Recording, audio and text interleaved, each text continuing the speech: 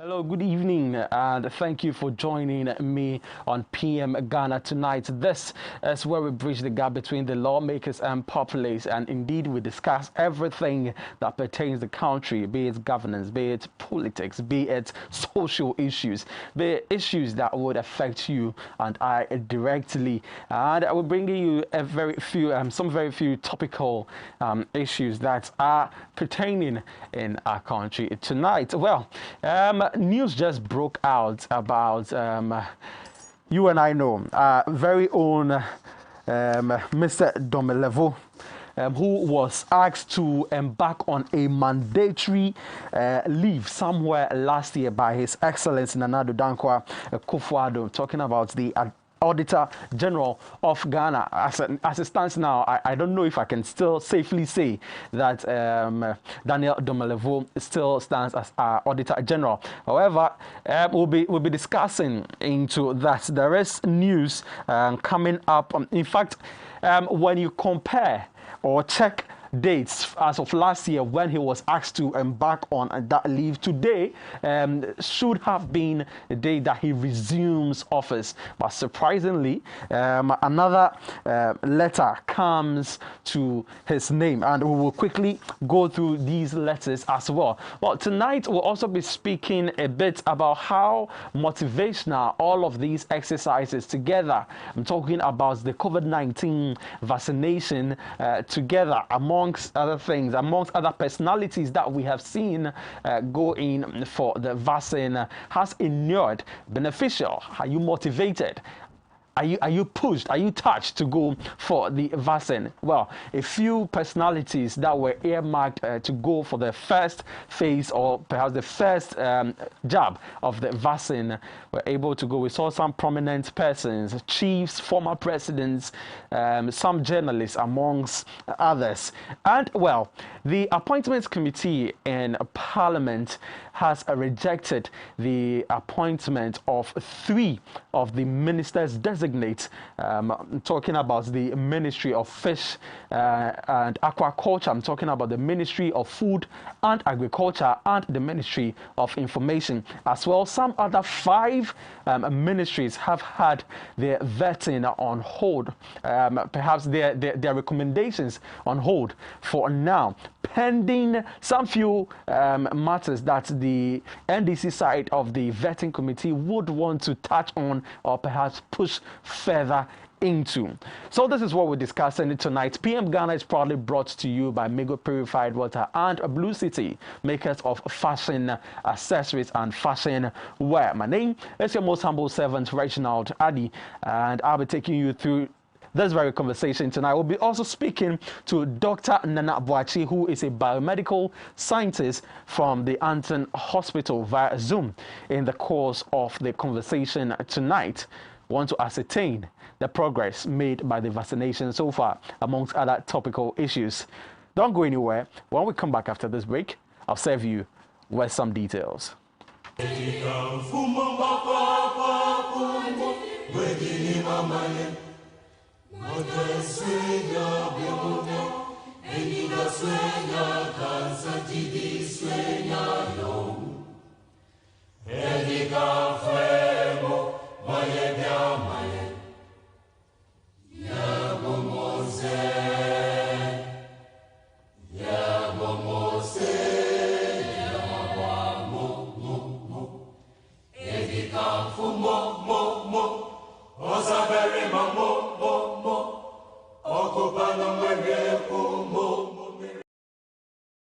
Blue City is a manufacturer and supplier of high-quality fashion accessories. We design and make quality bow ties, flying ties, lapel pins, ladies' brooches, fabric necklaces, African wares, and so much more for your weddings, schools, institutions, bands, choir, singing groups, individuals, and so many more. We use both African prints and foreign fabrics to make your beautiful accessories for you. Oh yeah! Contact us via call or WhatsApp or SMS on 0240 926 564. Locate us at Odoko Official Town opposite Emils Preparatory School. Check us out on social media, Facebook and Instagram at Blue City Fashion. Blue City, creativity and style. Numun super na wanya pomuden se wo ba numun so a hwe hu se eye mega purified mineral water eye nso a yetu ni baby pa asaso ne so se kroje se wonya mega purified mineral water bogu ubu a wo see you manumun super mega mineral water de edanso esan say the modern technology so na aye ede ne nkabia ne atri mega purified mineral water bacteria na mhen wa bewrem eye very hygienic obia di wadanse mega mineral water neatly packaged for 500 ml bottles mu na wani bosua na wokon donsio wo benya mega purified mineral water to bebia to phone code dodo wa amount 40 per junction and now for 050 7055 409 and now 055 392 1088 mega purified mineral water akona kono.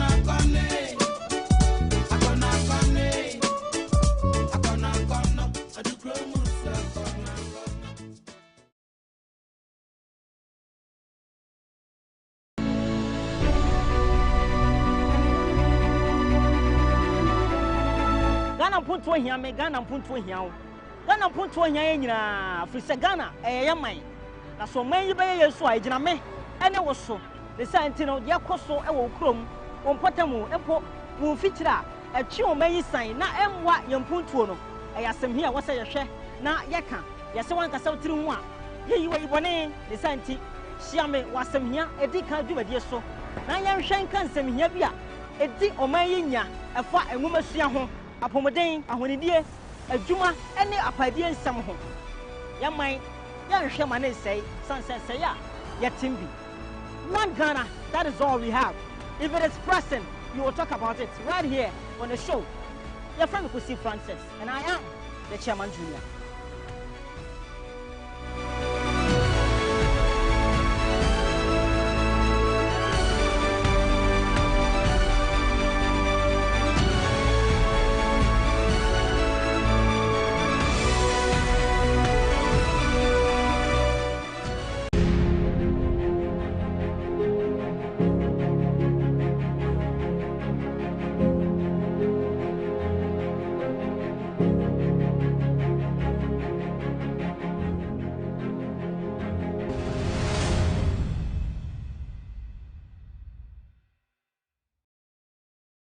Thank you for staying with us once again. You're watching PM Ghana here on Adoatv television.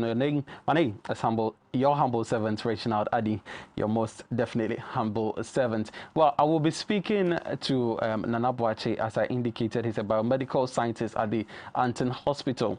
Before then, let's quickly refresh ourselves as to the laid down procedures, the positions earmarked as to how the vaccines will be rolled out. And so on Sunday, His Excellency announced that arrangements will be made for persons with disabilities who fall within several of the groups, and the groups were categorized from Group 1, Group 2, Group 3, and Group 4. So we have 4 groups. However, there would be a there would be provision for persons living with disabilities. So now let's quickly go through the persons who constitute Group 1, most of who took the shots of their vaccines today. And so we begin here on Group 1. It says that persons most at risk and frontline state officials.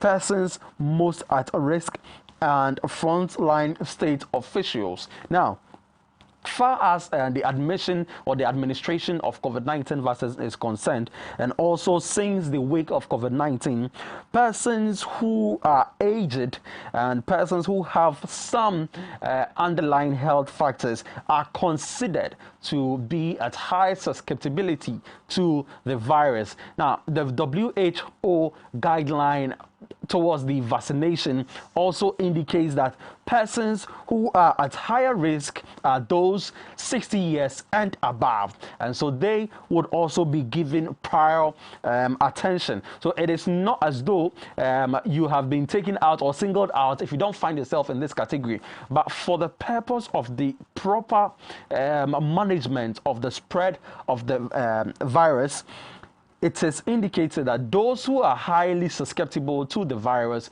shall be made to hold on for a while until shall be administered with the virus, and then you and I who do not fall in Group 1 will hold on for a while. And then frontline state officials, that is persons who are closely related or who work closely with the president, frontline state officials. Now, healthcare workers, now as you and I know, frontline health workers are considered the frontline workers. They have been leading in the fight of COVID-19 ever since its outbreak. Many of them have been infected. Some have also passed on. And so they have been put, in fact, if you have soldiers who are at the forefront and you start giving guns to people who are behind people who are following the frontliners, then obviously you wouldn't be doing yourself any good. So this is healthcare workers or frontline workers. And then comes security personnel who are also working hand in hand with the healthcare personnel. Persons with underlying medical conditions as well. Because they have underlying medical conditions, they are highly susceptible to the virus as well. And it is easier that they get them and then spread them onto other people. So yes, I indicated persons 60 years and above, they are also part of the persons most at risk. Another group of people are frontline members of the executive, legislature, and the judiciary. Frontline members of the executive, legislature, and judiciary. So these are the persons that constitute Group 1 of the vaccination program. Let me quickly take us to Group 2 and then we'll go on the line. All right, so let's go on the line and speak to Dr. Nana Boachi, a biomedical scientist at the Anton Hospital. Doc, good evening. Good evening. Thank you for joining us on PM Ghana tonight. It's good news that the vaccines are finally here. It's good news also that the first gentleman, the second gentleman, and their spouses have taken the shots as of yesterday to serve as indication that these vaccines are safe. Today, we've seen some other prominent members. Now, as a biomedical scientist, as a doctor, how do you feel about this? Have you taken your shot already? Good evening to your cherished viewers. I would want to also make some correction that although I'm a PhD fellow of the African Partnership for Interventional Research Excellence, I'm not yet a doctor. Okay, fine. I'm giving you a doctorate degree already, but it's fine. In advance, thank you. All right, so I hope you are also doing well. Well, I'm doing well by grace. I'm doing well by grace. So it's good news that we finally had the vaccine and then it rolled out. A lot of misconceptions, conspiracy theories, skepticism, and all that. But, day in, day out, by the work of some of you guys who are taking it upon yourself a larger populace about the efficacy of this vaccine, I think the compliance level is going high. I see kudos to some of you guys. Right. So we thank God it's good news. For me, I was supposed to take mine this morning. Due to this work, I had to move up and down. So early tomorrow morning, I'll make sure I take it before I go on to the other week. Very well. Where would you be taking your job? Which health facility would you be taking your job at? Yeah, so I'll take my job at Anton Memorial Hospital. Interesting. In Iowa Central Municipality. Okay, now I believe that you have a fair idea as to how the entire process is going, because most of your colleagues took the job today. Yes, and it went on smoothly. Actually, they sent me a lot of pictures from the website. Right. About people who have taken the vaccine. All of them took the job, and they are all doing well. None of them even reported any reactogenicity. I'm not saying side effects. The immunology, those fever, headache, and those things that we experience, we don't call it side effects. What do we call them? They are reactogenicity. Okay. They are very mild, and they are something that is bound to happen. And actually, even if you feel those kind of symptoms, immunology, it signifies that your immune system is actually working. Which is why kind of symptoms. So far, so good. I think the rollout has been very superb. Very well. Now, your friends have shared the experiences with you. On the average, let's talk about the process. What level of preparation did they have to go through? Were they given some counseling? Were they educated as to perhaps how to manage themselves, amongst other things, before taking the jab? Okay, so what goes on at the vaccination center is that when you get there, people will talk to you, explain the procedure to you. And then before that, your details will be entered into a system. So that some people are with tablets. Yes. It's a database that they are using for collection of all those who have been vaccinated. Yeah. So your data will be entered before you be taken onto the nurse or the vaccinator who will give you the jab. After the jab, you'll be made to wait for about 10 to 15 minutes for you to relax. And then if any possible feelings that you think is not usual, you can report there and there before you leave. That is what has been happening, and then so far so good. At my facility, I can say we had 100% compliance and no any adverse effects so far. Very well. On the average, can you tell us how long, apart from the 10 to 15 minutes wait after the jab has been taken, how long does the entire process take? Okay, I think within 5 minutes you'll be off, because the jab itself does not even take up to 10 minutes. In some few seconds, you get your jab, the next put on the cotton, and since you are entering into an artery, there are just muscles that you are entering into. You don't have any kind of. So within a short press of the cotton, no bleeding comes and it stops. So less than 5 minutes, you will be off from the place. Okay, so right. So now, in observation, Guineans have realized that the nurses, that was when the president took his job yesterday, plus his wife and the vice president as well with his wife, Guineans realized and noticed that the nurses that were giving the jobs were not wearing gloves. I understand, but I would want you to buttress a little bit. I threw a little light on it in the morning, but coming from a health expert from you, I believe that it will add some little substance to what I spoke about in the morning. Why are they not in their gloves? Okay, so first of all, one, the international regulation on occupational safety and health management does not make wearing of gloves mandatory when taking when doing vaccination. Number one, because vaccines are done for a larger population, it means that whenever you wear the glove, you need to change for every person. And they've realized that this thing is very, very difficult for people to comply with.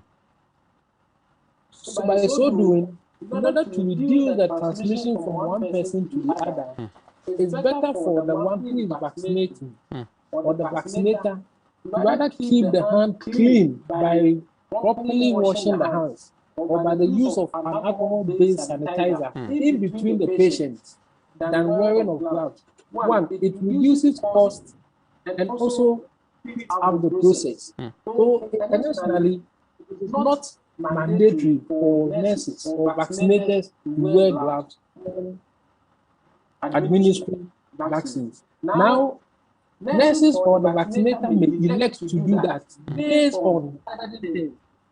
One, when the person comes to sit before you, you make physical observations. When someone, for example, number one, has some visible skin infections, that may, number one, prompt you to go for gloves. If the person has other fluids flowing through the body, or sore, or you, the nurse that you are administering the vaccine yourself, you have some abrasions on your skin, then that would be a possible route of transmission of a particular disease. Then that will be, it will make it mandatory for you to wear gloves. Other than that, if you have an interskin, and all viewers should understand that the skin forms number one or major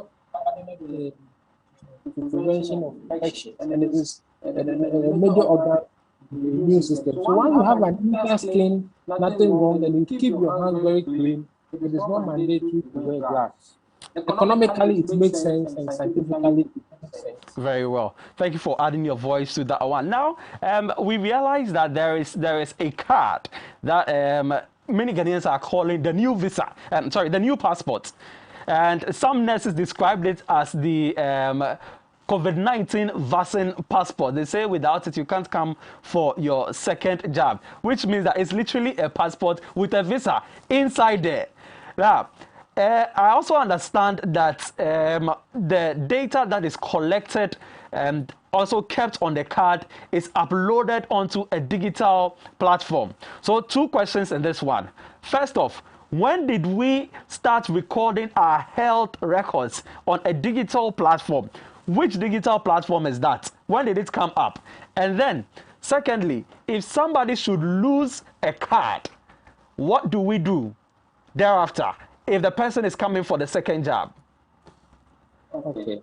So, number one, for the first question, those of us who have been public health and transmission assessment, we have used tablets on these platforms or digital platforms a lot. For example, when we go for transmission assessment theory of lymphatic filariasis, malaria prevalence, all those kind of public health intervention events, we use them. It is not new. So that people will start reading it and try to relate it to all those conspiracy theories in relation to successes and trying to get maybe your bio data for something else. It's something that has been in use by the Ghana Health Service for a very long time. So it is not new. I see. Now, it makes it a bit of more importance due to the uniqueness of SARS-CoV-2 COVID-19 pandemic. Because we are having these shots in batches. And also the fact that we need a certain number of people or the population to be vaccinated for us to be able to be assured of what we call the herd immunity.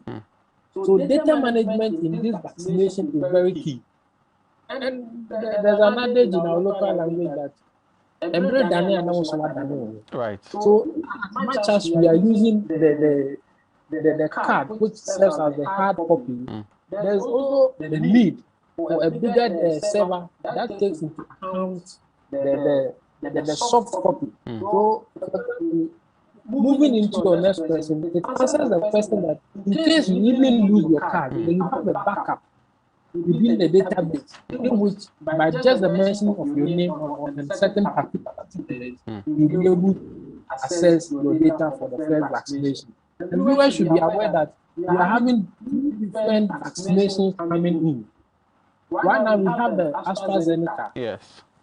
You roll out maybe in the next few months or so, there could be the rollout of the Sputnik 5. So eventually, you could have these two vaccines being administered simultaneously. And it is not, and I repeat, and it is not supposed to be mixed. Right. If you are taking AstraZeneca for a first shot, you are supposed to take AstraZeneca for the second shot. That is why it's very important for vaccinated people who are vaccinated to keep the card very safe. So if you label it as a passport, then I think people should treat it as such, because without it, although we have a backup, but having it in hand will make it very easy for you to get the second jab as early as possible with the same vaccine, so that you don't mix the vaccine. Okay, so now that you've raised it, the two different vaccines that we are bound to administer wholly in the country, what happens? It's right and it's good. It's important that you have indicated that it is not supposed to be mixed, but we are humans, and let's also bear in mind that the education is still ongoing. But much as you try, there will still be a few who may not get the education. Now, what happens to an individual who mistakenly takes the other vaccine after having taken the AstraZeneca? Okay, I wouldn't want to anticipate that something like No, that. let's anticipate. You know why? Because even those administering the vaccine, some are volunteers. And we don't know the medical background of some of these persons. It has happened before, where people suffered some physical disabilities because they weren't properly immunized during polio immunization. So it is obvious. It's a human setting we find ourselves in. It can happen. What happens should it happen? I know it's a human institution, all right, but you know, all these vaccinators have been taken through rigorous training. Rigorous training before the commencement of this particular exercise. And Ghana Health Service is very keen to the rollout of these two, making sure that we don't give two different jabs onto an individual. Why? Because if you see the things that they put in place, and the first thing that they will even ask, let's go back to the card that they give the people. You see, there's a name, there's even the batch number of the vaccine that you are giving. And the name of the vaccine itself, like Serum Institute of India AstraZeneca vaccine, with a unique batch number. So all these are things that have been put in place in order to avoid some of these things. But in case, let's say scientifically, you have a mixed jab, you don't have any proven record or data to support whatever is going to happen to such an individual.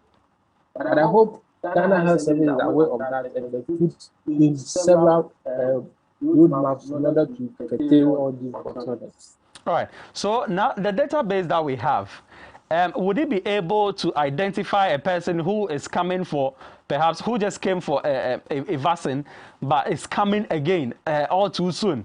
Is there a way to detect that a person is coming in a short time, or or a person has not come for the second shot? And if the person doesn't come for the second shot, what do we do about it?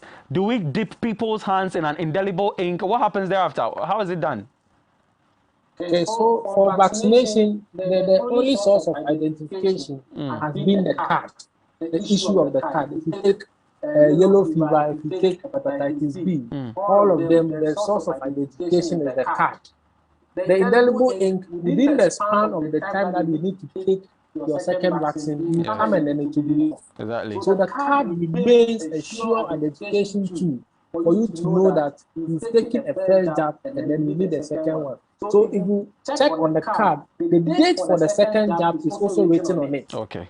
And the same is done on the digital platform. Whenever you missed your card and we enter your details, which is unique to you. You'll be able to find the date in which you took your first jab and the date in which you qualify to take your second jab will be rightly identified on the digital platform as well. Okay, let me ask you this. I should have asked you earlier. How was the turnout today? Was it satisfactory? Do you think that all the education, the examples set by the first gentleman and first gentlemen and their spouses set so far, do you think that it's helping curb, if not totally eradicate, the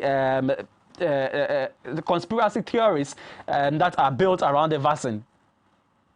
Yeah, so I did my personal survey on the grounds this morning about some skeptics that I have been trying to sort of preach to concerning this vaccine. And I think what the first gentleman and then second gentleman of the land did was really, really significant. And the last time when I spoke to on your show, on the other platform, I think I made mention of the fact that our former president also will have to get involved. And he did that beautifully this morning. And that has also increased the confidence of other people who know we can't take it out that there's a political twist in whatever we do in our Ghana here. So the people on the other side, they are also happy and they also now have more confidence in the vaccine. And then people are willing. So the turnout at my facility was very, very, very, very impressive. And I even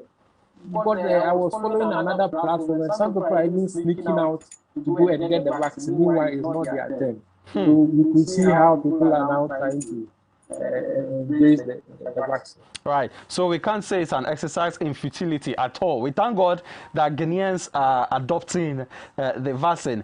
Now, the waiting minutes after taking the vaccine, the 10 to 15 minutes. When I cross-checked with the WHO document on the vaccine, they indicated that a person is supposed to be monitored for 6 hours. Why are we doing 10 to 15 hours? 10 to 15 minutes? Okay, so that is just the initial waiting period. But beyond that, all persons who vaccinate are given directions as to where and how to report side effects. Okay. Beyond that of the Ghana Health Service platform where you can report, FDA has also added their platform where you can report. And even 112 toll-free line is also working. Okay. Ambulance line is also working. All the emergency health attendance lines are working to address all emergency situations. Right. So the monitoring team is also very robust in this kind of vaccination. Well, I guess that is very, very well. And I pray that people abide by this one as well. And so tomorrow we are bound to see more people go out there to get themselves vaccinated. For those who have stayed at home today, what do you have to say to them? Including yourself, my brother. Yes. So, if you qualify, so we should know the category, first of all, you should know the category in which you are in. Don't qualify, don't sleep like some people did today. Wait patiently, and your time will come. Right. For people those of us who qualify, let's try as much as possible to go and take the vaccine because others have taken it, they are living happily, and then their protection has actually started. So if you want early protection, go for it early. Very well. Well, we thank you for joining us today. How should I address you now that you say I should address you as doctor? Nana Boachi is okay for me. All right. Thank you very much, Nana Boachi, for joining us and very insightful information you've given us this evening. We are grateful.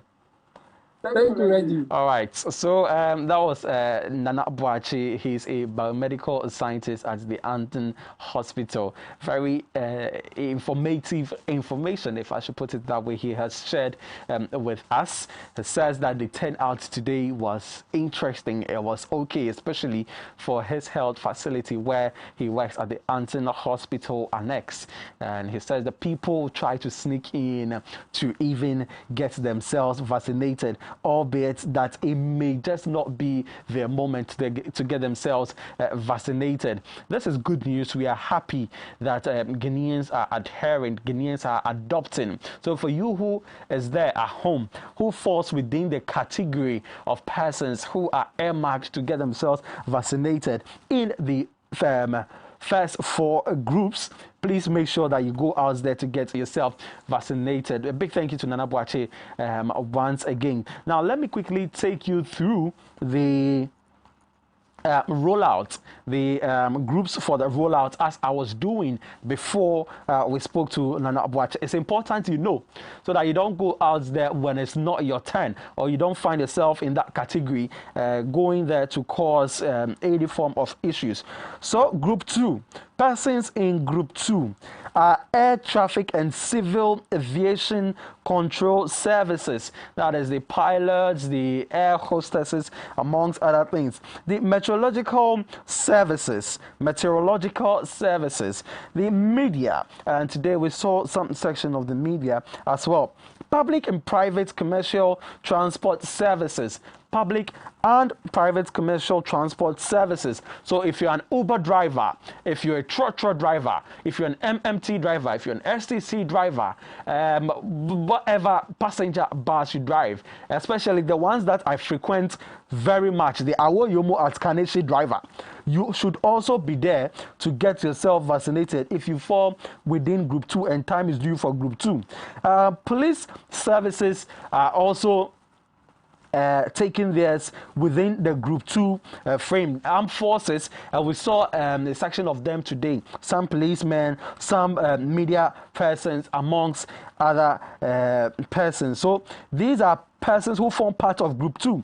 Now on group 2 again, the prison service personnel also fall in there. Immigration services, National Fire Service, the SERVS division of the Ghana Revenue Authority, members of the executive, judiciary, and the legislature. And this was what His Excellency Nana Addo Dankwa Akufo-Addo told us yesterday.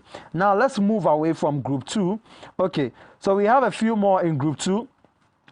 Essential service providers and rest of the security agencies, water and electricity supply services, teachers and students, supply and distribution of fuels, farmers and food value chain, telecommunications service. So these are persons who fall under group 2.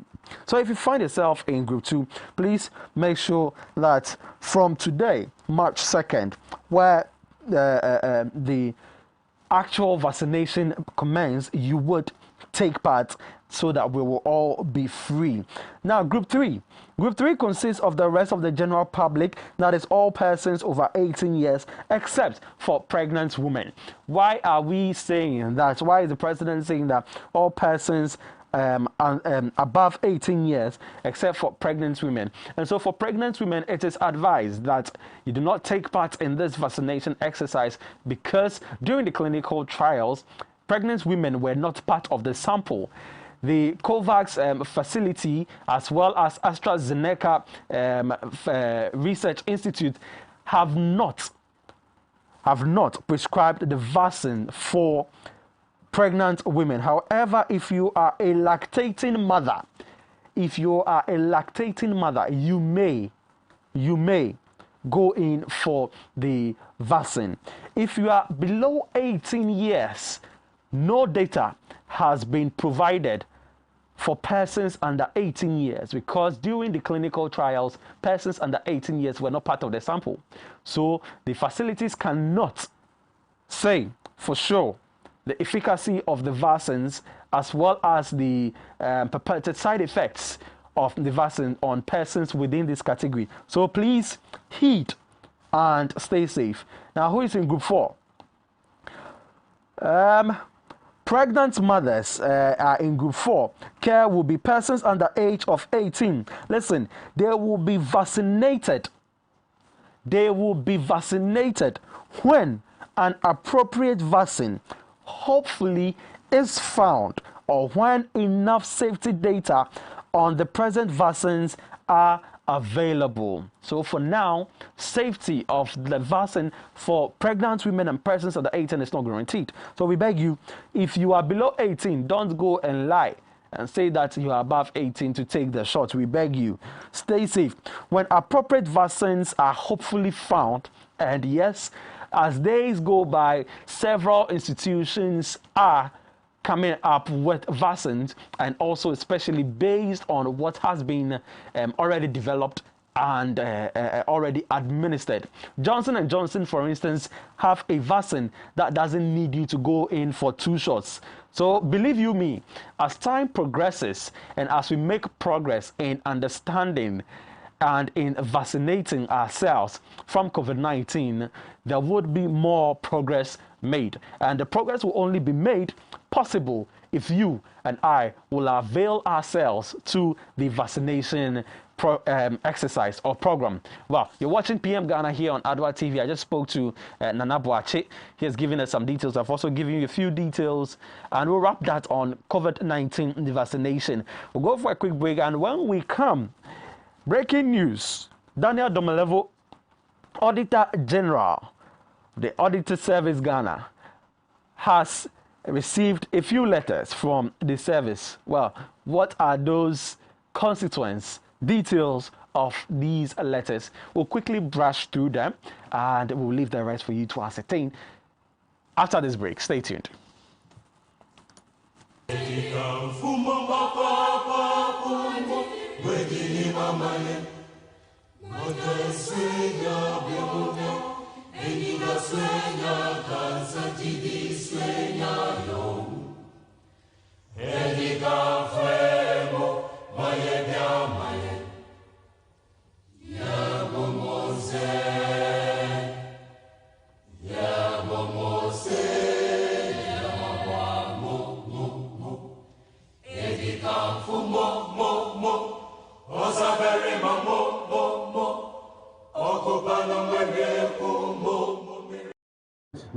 Have this elaborate ceremony, but first of all, let me thank the commandant of the military hospital, the Ghana Health Service, and all of you for making it possible for us to begin the vaccination of our people today.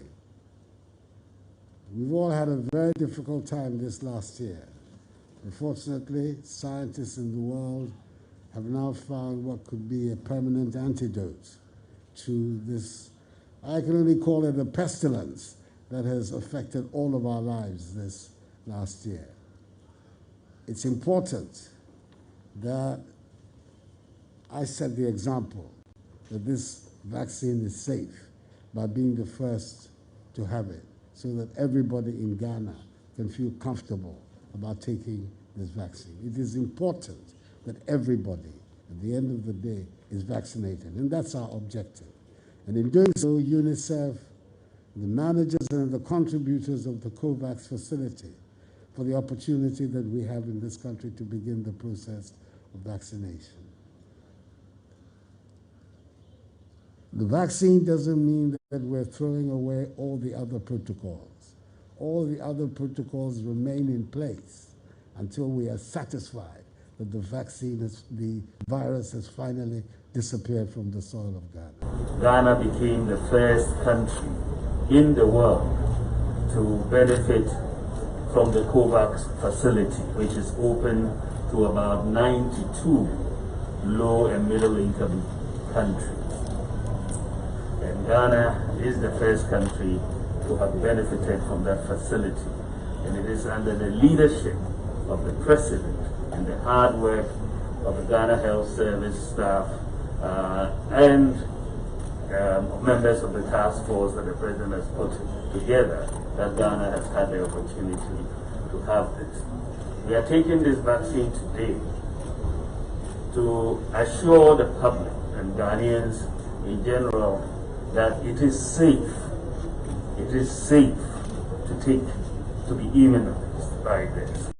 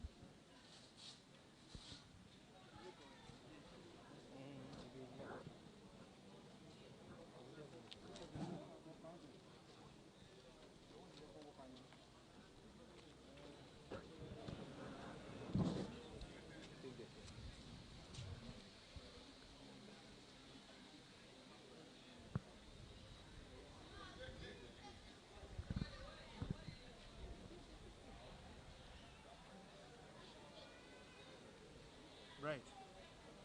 Yes. We have life.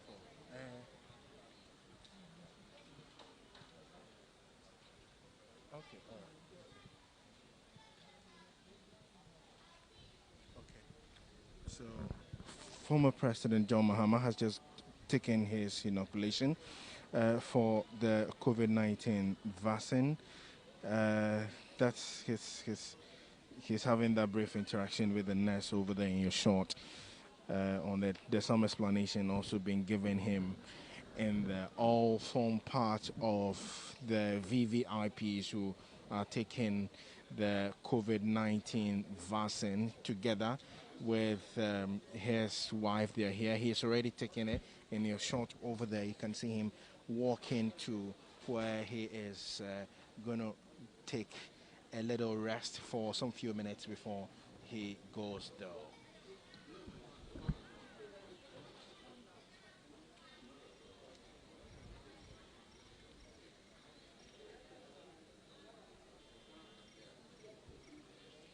Sheriff, they say the faith come, but they ask for permission. The money taking from yeah. No, you know, give your consent. Yes. Thank you. You have done well. Thank you. They ask for permission.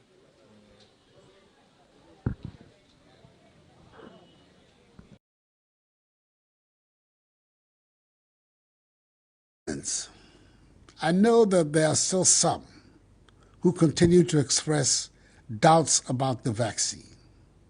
Others will express reservations about its efficacy, with some taking sides with conspiracy theories who believe the vaccine has been created to wipe out the African race. This is far from the truth. Our domestic regulatory agency, FDA, one of the most reputable in Africa and in the world, has certified the safe use of the vaccine. It will not do so if it had any reservations about the safety of the vaccine.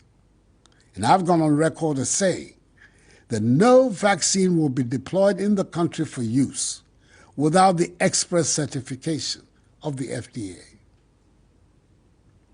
Taking the vaccine will not alter your DNA. It will not embed a tracking device in your body. Neither will it cause infertility in women or in men. As your president, I want to assure you that the vaccine is safe.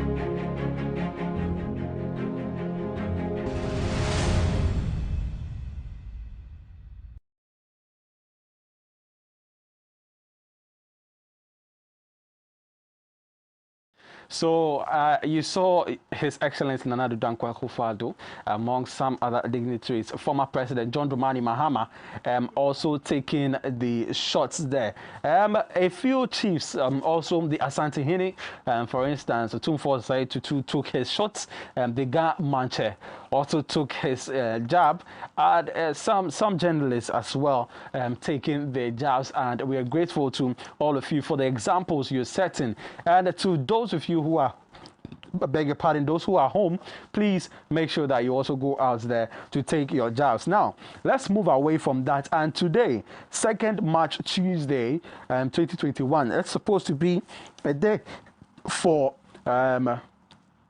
Auditor General Mr. Daniel Yao Domelevo to have resumed a mandatory leave that was served him last year by His Excellency Nana Addo Dankwa Akufo-Addo. This resulted in several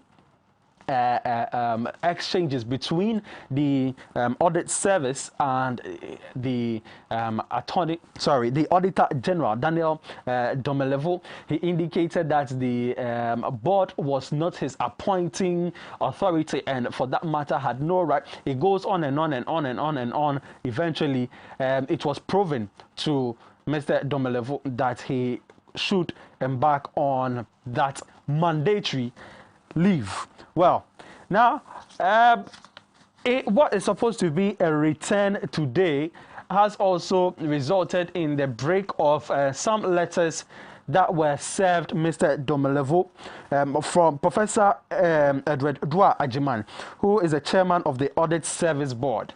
The Service Board. So on 24th February, this letter is dated 24th of February with reference number ASB 01 volume 1/17, and it also got a reply on 26th February, 2 days after, from the Auditor General of Ghana, Daniel Yao Domelevo. Now, let me quickly take you through, and let me first off give credence to my Joy Online, where we got these documents from. Now, it will be hoisted on the screen so that you and I go through what is transpiring.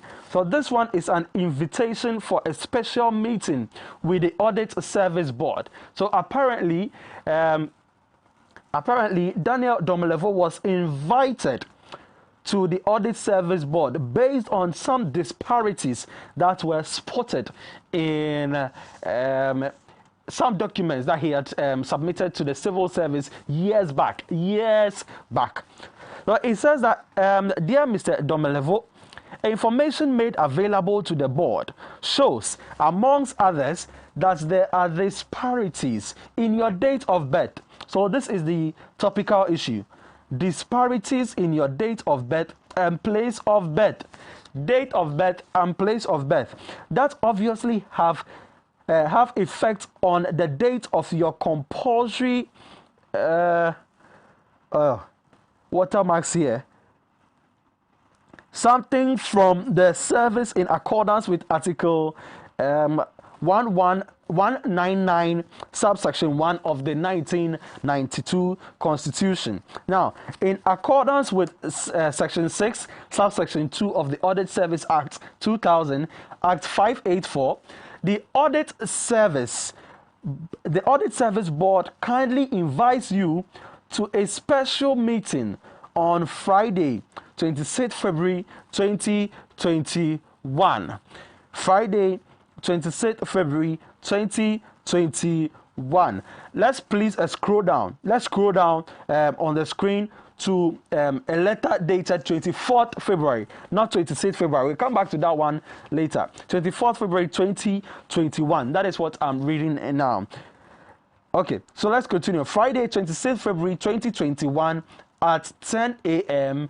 in the board conference room to resolve these disparities. We count on your cooperation. Yours faithfully, signed, Professor Edward Ajiman, Chairman of the Audit Service Board. So this letter is indicating apparently that some disparities were realized in the date of birth and also place of birth of Mr. Daniel Yao Domelevo, Auditor General for Ghana.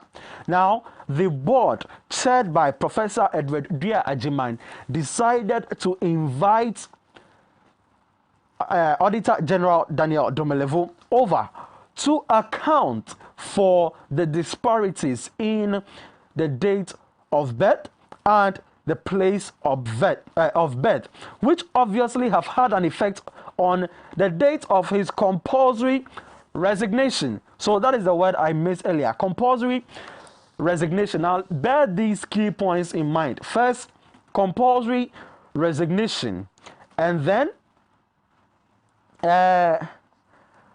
compulsory retirement. Thank you for that one. Compulsory retirement. So take that word into notice. Compulsory retirement, disparities in date of birth, and disparities in place of birth. Now, these keywords will bring us the highlights as we go on in understanding what has happened here. So 2 days after the letter, I don't know when he received the letter actually, but 2 days after, Mr. Domelevo, he replies on 26th February. He replies on 26th February. 26th February. That is titled reply, invitation for a special meeting with the Audit Service Board. invitation for a special meeting with the Audit Service Board. That is a direct reply to the letter, the first letter sent to him on invitation by the board. Now he says, I refer to your letter with reference number ASB 01. I don't know why he seems to address the letter differently. He seems to address the reference numbers differently. I don't know if it's because he's been Auditor General for the service for a very long time. Perhaps he knows some other ways that the board chairman doesn't know. So he references the letter as ASB 01/01/volume 17. 01/01/volume 17. Now, when you take a look at it, it's actually the same thing, so it's not a cause to worry about at all. It says that dated 24 February 2021 on the above subject, you stated in the letter under reference that 1. Information made available to the board shows, that is quoting, amongst others, that there are disparities in your date of birth and place of birth that obviously have effect on the date of your compulsory retirement from the service in accordance to Article 1991 of the 1992 Constitution. Now he goes on, quote, whereas the information you allegedly have is false and completely irrelevant for purposes of reckoning the time for my retirement, you are reminded that the board is not my appointing authority. If you want, you can take this paragraph also to notice. Whereas the information you allegedly have is false and completely irrelevant for purposes of reckoning the time of my retirement, whether compulsory or otherwise, you are reminded that the board is not my appointing authority. Yours truly, Daniel Yao Domelevo, Auditor General of Ghana. Signed. So, these are the first case scenarios. Invitation by the board, and I think that the board did right. They did just right by Mr. Yao Domelevo when they found out that there were disparities, albeit that perhaps Mr. Domelevo did not take it lightly, considering that the mentioning of his retirement has been indicated over there. Now, it is obvious and well established at this point that the disparities in his date of birth and place of birth, one way or the other, contributed to the indication of a retirement by Auditor General Domelevo, Mr. Daniel Domelevo. Now, these are some of the highlights that we would want to carry into the next letter that came in the wake of all this. Now, where did the next letter come from and who did he go to? So, first letter from the chairman of the audit service, then moves straight to Mr. Domelevo. He replies saying that he does not recognize or acknowledge the board as the appointing authority that appointed him as Auditor General. And so, whatever they have stated, one, it is false and it is completely irrelevant for the purposes of reckoning his retirement, whether compulsory or otherwise, which means that whether it's compulsory or not. So this is it. At this point, I don't know how things are turning up for Mr. Domelevo and the chairman of the audit service, Mr. Edward Dia Ejiman.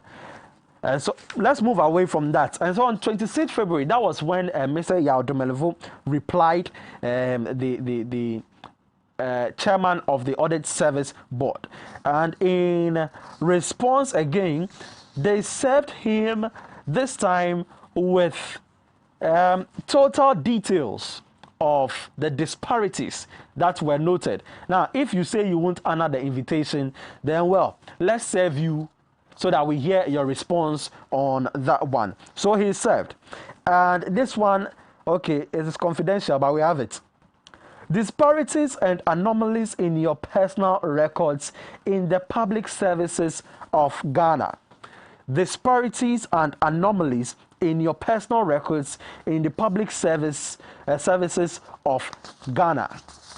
Now, I'll quickly read so that you and I can also ascertain what these anomalies and disparities are. It says that it has come to the attention of the Audit Service Board, that is also the board, that your personal records in the Public Service of Ghana show several disparities and anomalies as provided below. Now take your pen and paper and get attentive. Let's all hear this. Records at the Social Security and National Insurance Trust (SNIT) completed and signed by you indicates your date of birth as 1st June 1960. Highlights this one as we go on. 1st June 1960, when you joined the scheme on 1st October 1978. So as early at the age of 18 years, Mr. Domelevo was already employed and having his SNIT number. But at that time, he did the registration with a birthday of 1st June 1960. 1st June 1960. So 2. The records show that you stated your tribe as Togolese and non-Ghanaian. That your hometown is Agbetofa in Togo. Okay, so point number 3.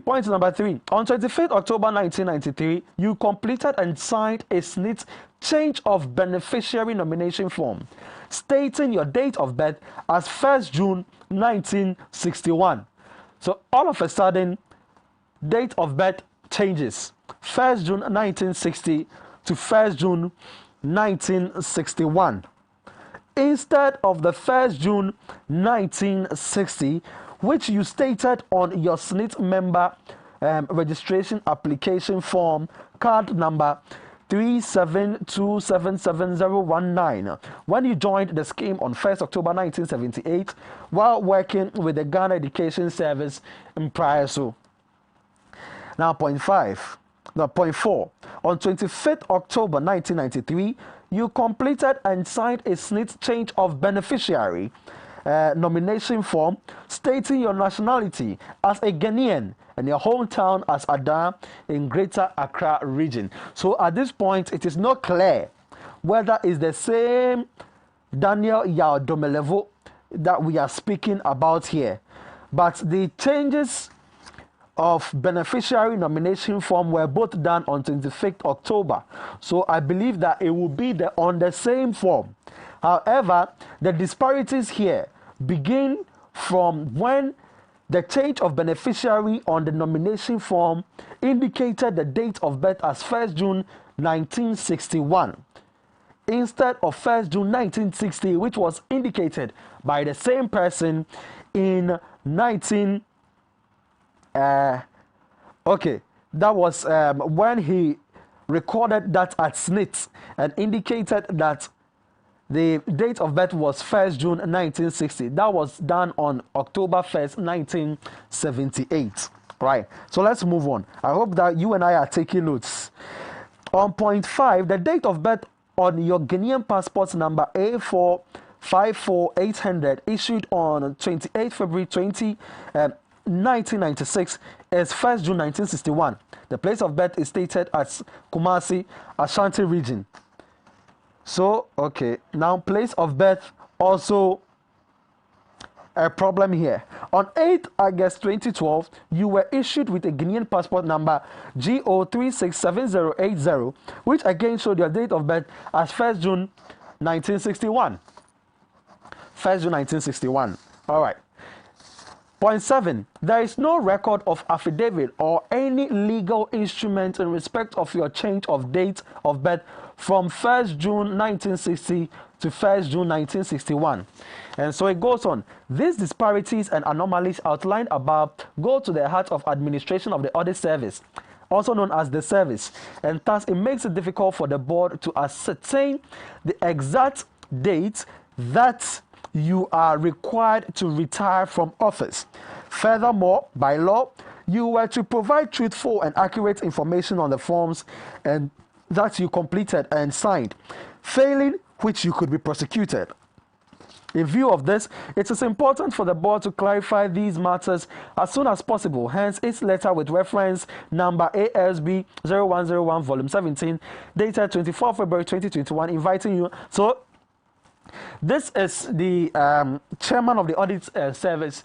What we are interested in are the very disparities and anomalies. And if you say anomaly, yes, I agree to this extent that most of the things recorded here are anomalies, because how can you, from the onset, being born as non-Guinean and as a Togolese, being born on 1st June 1960, all of a sudden be born on 1st June 1961, and then be born in and then become a Ghanaian with your hometown as Ada, and be born in Kumasi, Ashanti region. What I know is that once you are one way of becoming a citizen of a country is by naturalization or by birth. And so in this case, the place of birth as stated in Kumasi, Ashanti region, by birth should have automatically made Mr. Domelevo a Ghanaian. Why did he not say that he was Ghanaian way back in 1978? Interesting revelations being made over here. It's quite sad. My time. Oh, producer. Okay. So interesting revelations being made over here, and these documents are available to us. We will analyze them very well. I hope that we quickly jump onto the responses that Mr. Domelevo gave to these disparities, because as I sit here now, I am confused. I am definitely confused. But then an interesting question to be asking is that if somebody wants to, usually if people want to extend the age of retirement, what they do is rather to reduce the year of birth. Reduce the year of birth. So perhaps in this case, if that is exactly what Mr. Domelevo sought to do, he would have reduced the year or the date of birth from 1st June 1961 to 1st June 1960, not from 1st June 1960 to 1961. And so it's getting even more confusing here. Let me see if I can quickly do this one from Mr. Domelevo. Where is his reply? So this one is a quick one. I refer to your letter with reference ASB 0101 volume 18. All right, so that's it. 0101 volume 18 and dated 26 February 2021 on the above subject delivered under 9 p.m. on the same day. The explanations are as follows. So first, one, my grandfather, the late Martin Domelevo Tete, belonged to the Boy Do Wim or Boy Do House, which is part of the Dangbeawi clan. He is a native of Ada in the Greater Accra region of Ghana, who migrated to Togo and stayed in Agbatohwe. Now, my later father, Augustine Domelevo, migrated from Togo to the then Gold Coast.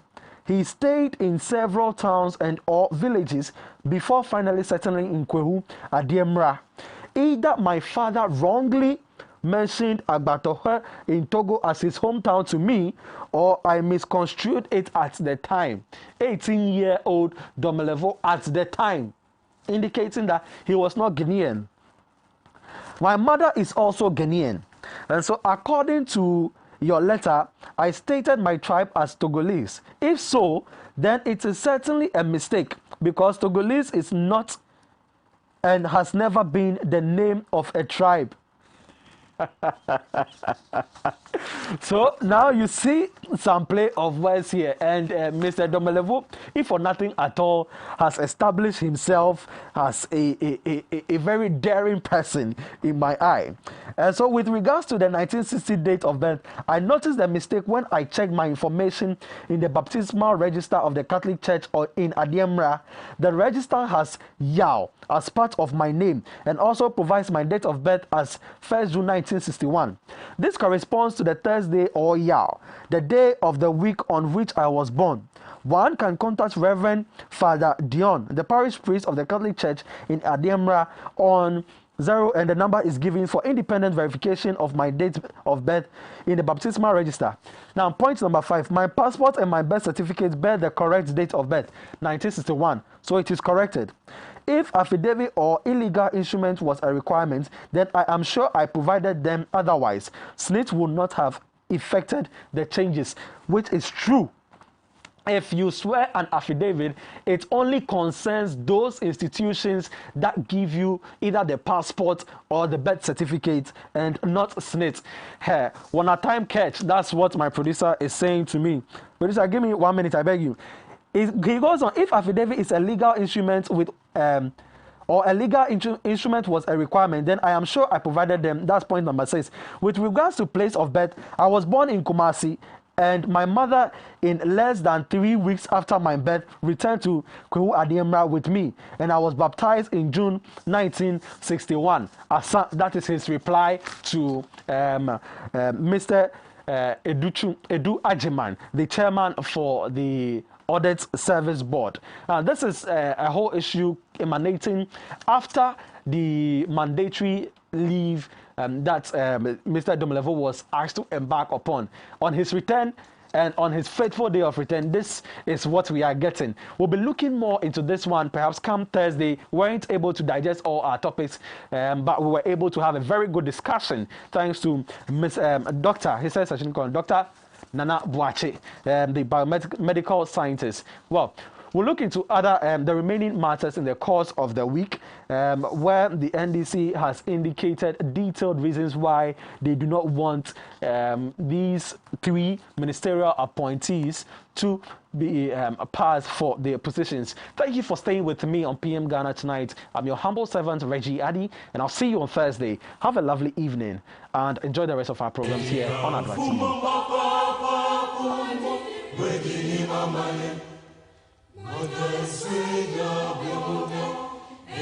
Sueña, cansa, sueña, yo.